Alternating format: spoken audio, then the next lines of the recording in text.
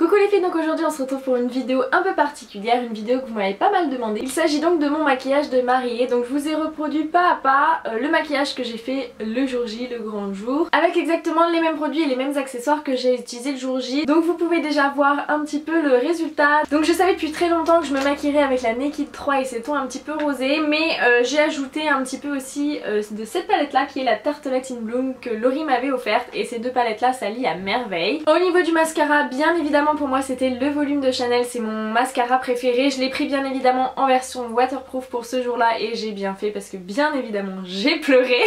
Donc au niveau du maquillage des yeux, j'ai fait voilà, ce maquillage un petit peu dans les tons rosés légèrement prunes qui met plutôt en valeur ma forme d'œil. Ça l'allonge un petit peu, ça fait un effet un peu plus œil de chat. J'ai fait un très fin trait de crayon colle le long des cils supérieurs pour épaissir ma frange de cils, ce qui fait que quand on me regarde comme ça on a l'impression que j'ai énormément de cils, et c'est un effet que j'aime beaucoup, je triche beaucoup comme ça au quotidien pour avoir un petit peu cet effet œil de biche. Au niveau du teint, je voulais quelque chose qui soit quand même assez naturel et lumineux, pas trop couvrant. Du coup j'ai mélangé ces deux produits là, donc il s'agit du Born This Way de Too Faced que je trouve pour moi trop épais et trop mat. Du coup je l'ai mélangé avec la base Le Blanc de Chanel qui est une base illuminatrice qui peut servir à la fois d'highlighter liquide mais aussi mélanger un fond de teint. Ça va le rendre beaucoup plus fluide, beaucoup moins couvrant et surtout beaucoup plus lumineux. Donc j'ai fait ce petit combo là le jour J. J'ai bien évidemment utilisé des sprays fixateurs pour essayer de booster la tenue de mon maquillage, mais aussi cette base là de chez Too Faced. Donc il s'agit de la Hangover qui est une base hydratante et ça permet voilà de garder un maquillage qui va rester frais tout au long de la journée. Donc au niveau de la tenue de mon maquillage, ça a plutôt bien tenu. Je me suis maquillée vers 10h le matin, c'était une journée assez chaude, il faisait à peu près 27 degrés. J'ai juste fait une petite retouche de blush juste avant le dîner, histoire de remettre un peu de couleur au visage, mais sinon ça a vraiment bien tenu le coup, notamment le maquillage des yeux qui n'a pas bougé de toute la nuit. Et sinon pour le lèvre, c'est une question que vous m'avez pas mal posée sur mes photos sur Instagram, quel était le rouge à lèvres, l'élu que j'avais choisi pour le jour de mon mariage. Alors ça a été un petit peu un choix compliqué parce que j'ai choisi une couleur plus qu'un rouge à lèvres en soi. Je voulais un rose rouge ou un rouge rose. Je savais que je voulais porter du rouge le jour de mon mariage, mais avec la couleur que j'avais choisie sur les yeux il fallait quelque chose d'assez doux et un rouge qui tire vraiment vers le rose. Du coup j'ai choisi le rouge allure Velvet 317 La Précieuse de chez Chanel. Donc il s'agit de leur gamme de rouge à lèvres mat. Ce sont des rouges à lèvres que j'aime énormément parce qu'ils sont extrêmement confortables, on les sent pas du tout sur les lèvres. Ils ont une très bonne tenue, ils n'assèchent pas les lèvres, ils ont des très jolies couleurs, c'est super facile à appliquer en cas de retouche. Mais par contre ça transfère, donc c'était un choix un peu osé pour le jour de mon mariage, un rouge à lèvres qui transfère, puisque bien évidemment j'ai fait plein de bisous au chéri, donc c'était assez rigolo. Je l'ai tartiné pendant la séance avec la photographe, je l'ai tartiné à la mairie, ce qui fait que j'ai même fini avec la mairie avec une trace de rouge à lèvres ici sur le front parce qu'il m'avait fait un bisou sur le front alors qu'il avait plein de rouge à lèvres sur les lèvres. Mais bon, rien de dramatique, c'était cette couleur là que je voulais, c'était ce confort là, cette facilité de retouche là, et du coup j'ai vraiment privilégié ces aspects là par rapport au fait qu'ils soient sans transfert. Si j'avais voulu du sans transfert, il aurait fallu que je me tourne vers les rouges éditions Velvet de chez Bourjois ou les rouges à lèvres liquides de chez Sephora, mais j'avais pas de teinte qui correspondait pile à ce que je voulais, donc j'ai vraiment favorisé la couleur. Donc voilà ce que j'ai porté pour mes deux mariages, puisque je me suis remariée dans le sud 15 jours après, et dans le sud pareil ça a plutôt pas mal tenu. J'ai beaucoup plus pleuré à cause de la cérémonie laïque, donc le blush en a pris un coup.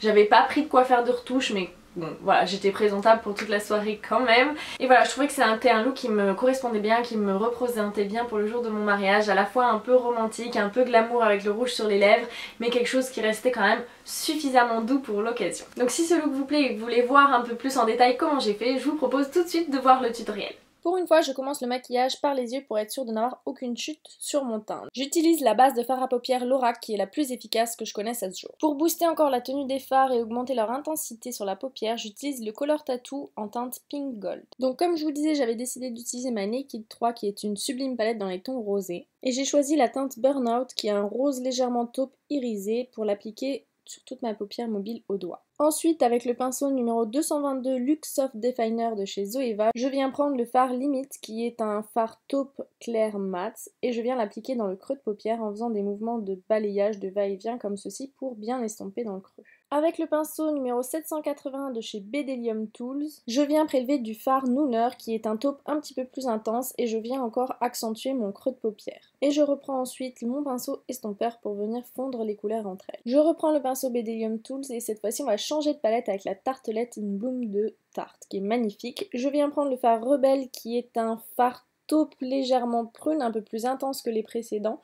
Il est mat et je viens l'appliquer au niveau du coin externe. Pour accentuer encore le résultat, je viens prendre le fard Leader qui est un prune mat et je continue à travailler le coin externe petit à petit pour venir sculpter le regard. C'est le fait d'y aller progressivement comme ça en estompant régulièrement qui va nous permettre d'avoir un résultat vraiment subtil et joli. Avec le pinceau crayon numéro 230 Luxe Pencil de chez Zoeva, je viens reprendre du fard Leader et je viens travailler un peu le V en coin externe afin d'accentuer encore le résultat. Et à nouveau j'estompe le tout avec mon pinceau estompeur. Il est temps maintenant d'enlever toutes les petites chutes de pigments, on reviendra sur le travail des yeux plus tard, donc je passe une lingette démaquillante, je sèche la zone avec un mouchoir et je reviens appliquer mon contour des yeux. Je passe ensuite au travail du teint et je commence par m'appliquer un Make-up Primer Spray de chez Skinny Navia que je viens donc cheater sur mon visage. Pour garder une police et fraîche toute la journée, j'applique ensuite la base de teint pour le visage Hangover de chez Too Faced que je viens appliquer partout sur mon visage, bien faire pénétrer et ça permettra d'éviter d'avoir des petites peaux sèches, etc.